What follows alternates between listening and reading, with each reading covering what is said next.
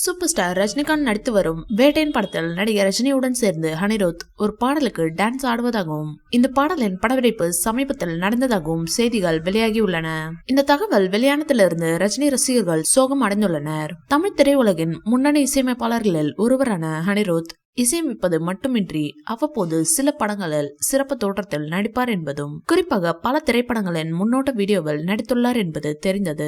இந்நிலையில் வேட்டையின் படத்திற்கு ஒரு முன்னோட்ட வீடியோவை வெளியிட படக்குழு திட்டமிட்டுள்ளதாகவும் அதற்காக தான் நடிகர் ரஜினி மற்றும் அனிருத் ஆகிய இருவரும் டான்ஸ் ஆடிய காட்சிகள் படமாக்கப்பட்டதாகவும் தெரிகிறது.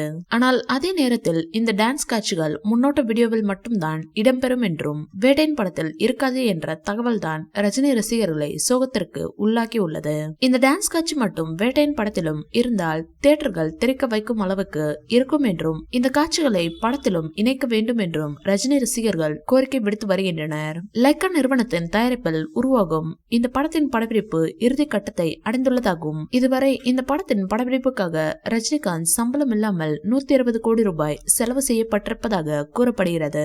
நடிகர் ரஜினிகாந்த், அமிதாப் பச்சன், ஃபஹத் ஃபாசில், ராணா டகுபதி, மஞ்சு வாரியர், ரித்திகா சிங், துஷாரா விஜயன், கிஷோர், ரோகிணி, ஜி.எம். சுந்தர் உட்பட பலர் நடிப்பில் உருவாகும் இந்த படத்தை ஞானவேல் ராஜா இயக்கி வருகிறார் என்பதும் எஸ்.ஆர். கதிர் ஒளிப்பதிவில் உருவாகி வரும் இந்த படம் அக்டோபர் மாதம் வெளியாக உள்ளது என்பதும் குறிப்பிடத்தக்கது. இந்த வீடியோ பிடிச்சிருந்தா லைக் பண்ணுங்க, ஷேர் பண்ணுங்க.